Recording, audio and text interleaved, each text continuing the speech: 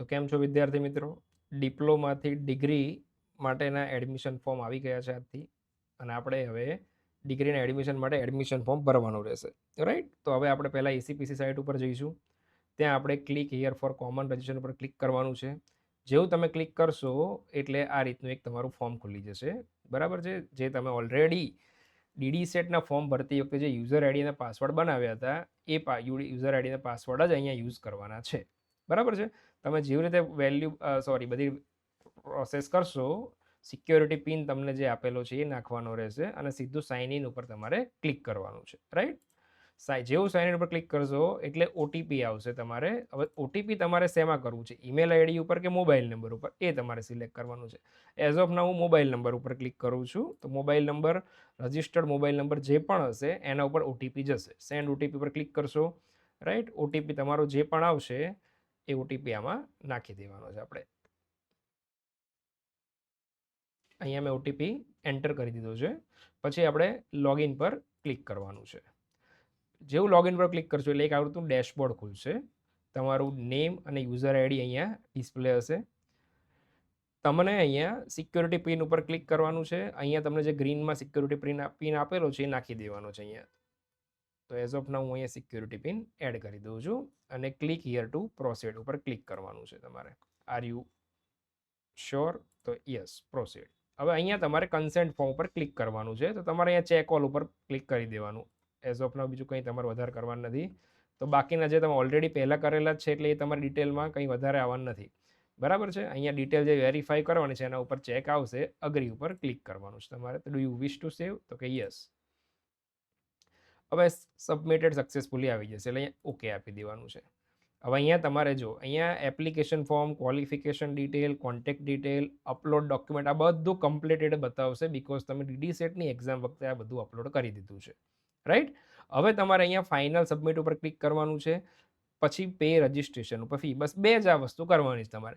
અહીંયાથી તમે view application form, qualification form, contact detail કે ડોક્યુમેન્ટમાં કંઈ પણ ચેન્જ કરવા હોય તમારે આને ઉપર અવેલેબલ સર્વિસ જે છે એમાં તમે ક્લિક કરશો તમે, તો આમાં તમારી જૂની ડિટેલ ખુલશે અને તમે કંઈ પણ વસ્તુમાં એડિટ કરી શકશો. તમારે કોઈ ડોક્યુમેન્ટ ચેન્જ કરવો છે, કોન્ટેક્ટ ચેન્જ કરવો છે, બધું તમે અહીંથી કરી શકશો, બરાબર છે? ડોક્યુમેન્ટ જે સ્ટુડન્ટોએ TFW માટે કે કોઈ કાસ્ટ માટે એપ્લાય હોય તો એ લોકોને કાસ્ટ ડોક્યુમેન્ટ, અધરવાઇઝ TFW માટે હોય તો ઇન્કમ સર્ટિફિકેટ, આ બધા ડોક્યુમેન્ટ હવે અપલોડ કરવા જ પડશે. તમારે ડીડી સેટ સમયે એ અપલોડ કરવાની જરૂર નહોતી પડી. તો અત્યારે તમારે એકવાર જવાનું, વ્યૂ એડિટ અપલોડ ડોક્યુમેન્ટ ઉપર ક્લિક કરીશું આપણે. ત્યાં ક્લિક કરશો એટલે અહીંયા તમને ડોક્યુમેન્ટ આવશે બધા, જો કે સિગ્નેચર, ફોટોગ્રાફ, ડિપ્લોમાની માર્કશીટ, આ તમે બધું અટેચ કરેલું જ હતું. તમે અટેચ કર્યું હતું નહીં તો શું નહીં, તો કે ઇન્કમ સર્ટિફિકેટ તમે જે તે ટાઈમે ડીડી સેટના ફોર્મ વખતે અપલોડ નથી કરેલું, રાઈટ? તો તમારે અહીંયા અપલોડ કરવાનું રહેશે અહીંયા, બરાબર છે? એઝ ઓફ નાઉ મેં અપલોડ કરી દીધું છે એટલે અત્યારે તમારે આવશે નહીં, બરાબર છે?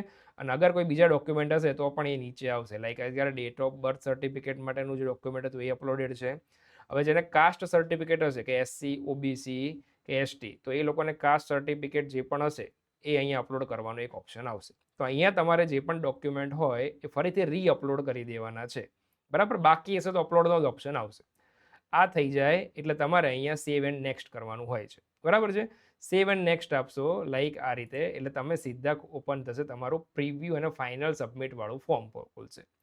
સિક્યોરિટી પર્પઝથી મેં આખું અત્યારે બ્લર કર્યું છે ફોર્મ, અને આ રીતે તમારે બધી જ ડિટેલ આવશે. તમારું એપ્લિકેશન ફોર્મ, રેન્ક ડિટેલ, સબ કેટેગરી લિસ્ટ, અધર ઇન્ફોર્મેશન, ક્વોલિફિકેશન, તમે જે પણ છે એપ્લાય કર્યું છે, એક્ઝામ સેન્ટરનું લિસ્ટ સહિત બધું જ આવી જશે. Email ID, contact detail, address, uploaded document, તમે જે પણ અપલોડ કર્યા છે એ બધા કમ્પ્લીટ આવશે.